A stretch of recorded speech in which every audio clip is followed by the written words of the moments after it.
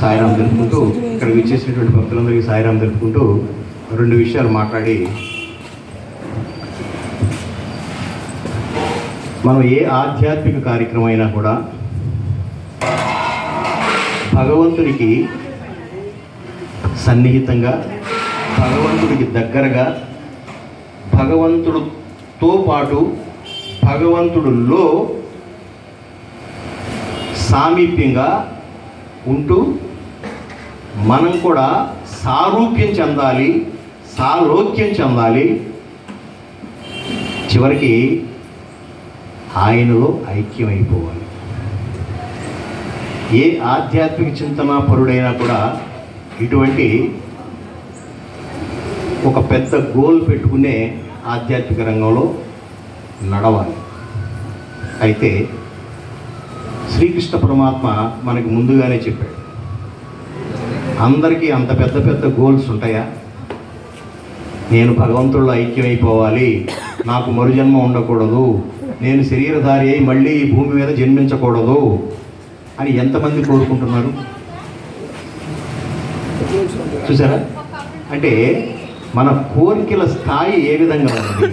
భక్తులమైనటువంటి మన కోరికల స్థాయే ఇలా ఉంటే ఇంకా లౌకికమైనటువంటి విషయాల్లో కూరుకుపోయి పారమార్థికమైనటువంటి చింతనే లేకోకుండా లౌకికమైనటువంటి వస్తువాహన ప్రపంచమే శాశ్వతమని భావించి అలాంటి అశాశ్వతమైనటువంటి జీవితాన్ని శాశ్వతంగా భావించి గడిపేవాడు అసలు మోక్షాన్ని కోరుకుంటాడా?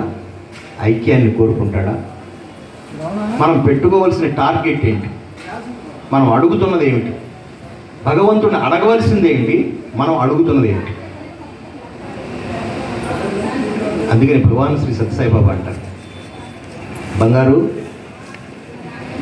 కల్పవృక్షం దగ్గరికి వచ్చి కాఫీ పొడి అప్పడిగినట్టుగా ఉందరా మీరు నా దగ్గరికి వచ్చి అడిగేటటువంటి విషయాలు. కల్పవృక్షం లాంటి వాడిని నేను, భగవాన్ శ్రీ షిరిడి సాయిబాబా, సత్య సాయిబాబా, మీరు ఏ రూపాన్ని తీసుకోండి, ఏ నామాన్ని తీసుకోండి, భగవంతుడు అనేవాడు కల్పవృక్షం లాంటి వాడు. కల్పవృక్షం దగ్గరికి వెళ్ళి బాబు రేపు పొద్దున కాఫీ కాసుకుంటాను 2 ఫిల్లు కాఫీ పొడి అప్పడుగుతావా? అలా ఉన్నాయి మీ కోరికలు అంటున్నాడు. అంటే నా దగ్గరికి వచ్చి ఉద్యోగం, పెళ్ళి, వ్యాపారం, ఆరోగ్యం ఇవి మాత్రమే అడుగుతున్నావే, వీటితో పాటుగా శాశ్వతమైనటువంటిది ఏదైనా అడగొచ్చుగా, దానికోసం కదా నేను ఉన్నది. అయినా చిన్న బిడ్డ యొక్క ఆకలి తల్లికి తెలియాలా? తల్లికి తెలియదా? బిడ్డ అడగాల? మనం అడిగామా? 5-6 సంవత్సరాలు వచ్చేవాడు మనం అడిగామా? మన ఆకలి తెలుసుకుని టైం టు టైం తల్లే పెడుతుంది కదా. అట్లా మీకు ఏం కావాలో ఏం చెయ్యాలో నాకు తెలియదా? నాకు తెలిసినటువంటి విషయాన్నే మీరు మళ్ళీ గుర్తు చేసి నాకు ఇది కావాలి అది కావాలి అంటున్నారే కానీ నా దగ్గర అపారమైనటువంటి మణులుండగా మోక్షం అనేటటువంటి మాట, జ్ఞానం అనేటటువంటి మాట, భగవంతుడిని తెలుసుకోవాలి అనేటటువంటి జిజ్ఞాస, ఇలాంటి ఎప్పుడైనా అడిగారా మీరు?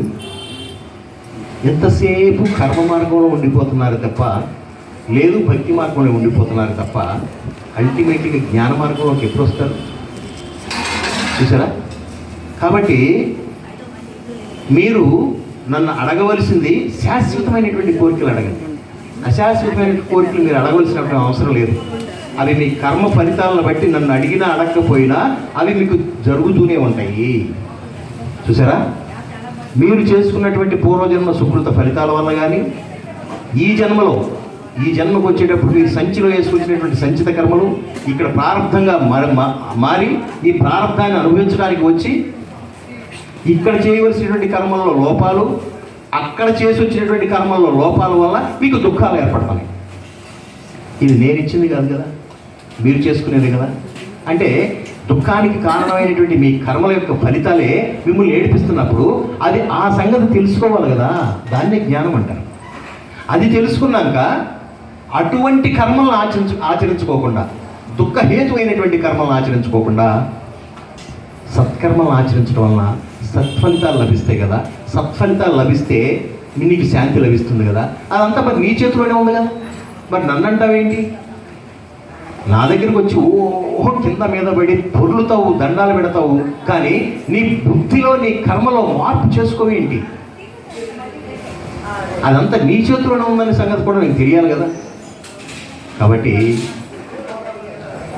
కర్మబాట కాలిబాట వంటిది, భక్తి బాట బండి బాటయా, జ్ఞానపు బాట ఆకాశపు బాట, ఇంతకన్నా వేరెద్దియు తెలుపునయా అని చెప్పి భగవాన్ శ్రీ సత్యసాయిబాబా అంటారు.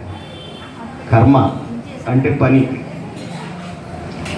ఒక పని చేస్తూ ఆ క్రతువులు నిర్వహిస్తూ అదే పనిలో ఉంటూ ఆ పనిలో నిష్ణాతత్వం సంపాదించి ఆ పని ద్వారా గుర్తింపు, ఆ పని ద్వారా నీకు మరి జ్ఞాన మార్గంలోకి వెళ్ళాలంటే కొంచెం టైం టేకెన్.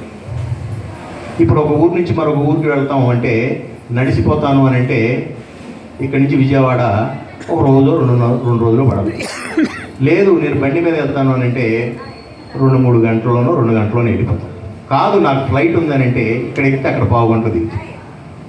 కర్మబాట కాలిబాట వంటిది, నడిచి వెళ్ళేటటువంటి బాట వంటిది. భక్తి బాట బండి బాట వంటిది. అంటే నువ్వు నడిచి వెళ్ళేటప్పుడు నీకు ఆయాసం వస్తే ఆ బండి దొరికిందంటే నీకు ఎంత హ్యాపీయో, అట్లాగే నీ సంసార విషయాల్లో అంటే నువ్వు చేసుకునేటటువంటి కర్మల యొక్క ఫలితాలను అనుభవిస్తే దశలో నీకు దుఃఖాలు కానీ సంతోషాలు కానీ చిన్న చిన్న సంతోషాలు ఎక్కువ దుఃఖాలు వచ్చి ఏడిపిస్తూ ఉంటే భగవంతుడు అనేటటువంటి బండిని పట్టుకో, భక్తి అనేటటువంటి బండిని పట్టుకో. భక్తి అనేటటువంటి బండిని పట్టుకోవడం ద్వారా నీ కర్మ మార్గాన్ని సులువుగా అంటే నువ్వు నడవలసినటువంటి మార్గాన్ని సులువు చేసుకున్నట్టు ఉంటుంది. మామూలుగా కాళ్ళు చేతులు ఊపుకుంటే ఎంతసేపు దూరంగా నడవాలంటే కష్టం కదా. అదే ఏదైనా హరినామస్మరణ పాడుకుంటూ వెళ్తే మనకి అలసటే తెలియదు. చూసారా, భక్తి బాట అలాంటిది. సరే, నువ్వు కర్మ చేస్తున్నావు, మంచి సత్కర్మలు చేస్తున్నావు, మంచి భక్తి భావంతోనే చేస్తున్నావు. బట్ తెలుసుకుని చేయవేంటి? తెలియకుండా చేస్తావే. ఈ సందర్భంలో తెలుసుకుని చేసుకో ఏంటి అంటే ఏంటి, తెలియకుండా చేయటువంటి ఏంటి అంటే మనం చాలా వరకు గుడ్డిగా ఫాలో అవుతాం. సనాతన ధర్మంలో ఎప్పుడు కూడా గుడ్డిగా ప్రోత్సహించాల. మీరు విచారణ చేయండి, విచక్షణతో ఆలోచించండి, ఆలోచించిన తర్వాతే ఒక నిర్ణయం తీసుకోండి అని చెప్పి భగవంతుడు శ్రీకృష్ణ పరమాత్ముడే మనకి చెప్పాడు గీతలో. పార్థ, నేను చెప్పవలసినటువంటి విషయాలన్నీ చెప్పాను, నువ్వు దీనికి అనుభవంలోకి తెలుసుకుని ఎలా చేయదలుచుకున్నావు అలా చేయి. అంత ఫ్రీ మైండ్ ఇచ్చాడు. చూసారా, మనం ఎట్లా ఏం చేస్తామంటే ఈ రిచువల్స్ విషయంలో ఈ యజ్ఞాగాలు క్రతువులు పూజాది కార్యక్రమాలు ఇవన్నీ ఎలా చేస్తామంటే కాపీ, ఒక ఆలోచన సరళి ఉండదు. ఆలోచనతో కూడి జ్ఞానంతో కూడి చేసేటటువంటి భక్తి భగవంతుడు ఇష్టం. జ్ఞానంతో కూడి చేసేటటువంటి కర్మ శ్రేష్టంగా ఉంటుంది. ఎప్పుడైతే కర్మ శ్రేష్టంగా ఉందో దాని ఫలితం కూడా ఫిక్స్డ్గా శ్రేష్టంగా ఉంటుంది. ఎప్పుడైతే కర్మ చేసేటప్పుడు భక్తి భావాన్ని జోడించావో, భక్తి అంటే నన్ అదర్ దాన్ లవ్, ప్రేమే భక్తి. ఆ పనిలో ప్రేమను ప్రవేశపెట్టావా అది ఎంత గొప్పగా తయారవుతుందంటే అంత గొప్పగా తయారవుతుంది. మనకే తెలుసు. ఇష్టం లేని వాడు ఇంటికి భోజనానికి వస్తే ఇప్పుడు ఎవడరా పెట్టేది అని చెప్పేసి ఏ ఇసుక్కుంటా చేసే వంటకేను, అమ్మో నా పిల్లవాడు ఎప్పుడో వెళ్ళాడు, 4 నెలలు అయింది, ఇవాళ తిరిగి వస్తున్నాడు, వాడికి ఇష్టమైనటువంటి కూర చాలా జాగ్రత్తగా చేయాలని చెప్పి ఎంతో ప్రేమ భావంతో చేసినటువంటి ఆ వంట ఎంత రుచిగా ఉంటుంది. అంటే మనం చేసేటటువంటి ఏ కర్మలో అయినా సరే దాన్ని ప్రేమను ప్రవేశపెట్టడం అంటే భక్తిని ప్రవేశపెడితే దాని యొక్క శ్రేష్టత విలువ పెరుగుతుంది. అది కూడా తెలుసుకుని జ్ఞానంతో కనుక చేస్తే ఇంకా పర్ఫెక్ట్గా ఉంటుంది. మనం చాలా వరకు గుడ్డిగా ఫాలో అవుతాము. మనం ఏది కూడా దాన్ని ఆలోచించే విధానం కోల్పోయాం. అందుకని జ్ఞాన మార్గం వెనకబడిపోయింది. ఎవరు కూడా జ్ఞానం అనేటటువంటి రా మెటీరియల్గా భావిస్తున్నారు. అది నలగటల్లా ఎవరికి. కీర్తనలు పాడుకుంటాం, భక్తి చేస్తాం, ఏదో పూజలు చేస్తాం, ఏం నేను తప్పంటలా. దీని నుంచి ముందుకెళ్ళాలి. అటువంటి జ్ఞానాన్ని ప్రసాదించినటువంటి మహానుభావుడు శ్రీకృష్ణ పరమాత్మ. శ్రీకృష్ణ పరమాత్మ ఇచ్చినటువంటి జ్ఞానం అపురూపమైనటువంటి జ్ఞానం, అనన్యమైనటువంటి జ్ఞానం. ఈ ప్రపంచ మానవాళి ఒక దిక్సూచిలాగా చూపించినటువంటి ఆ జ్ఞానం అదంతా కూడా భగవద్గీతలో నిక్షిప్తం చేసి పెట్టాడు ఆయన. నీకు వేద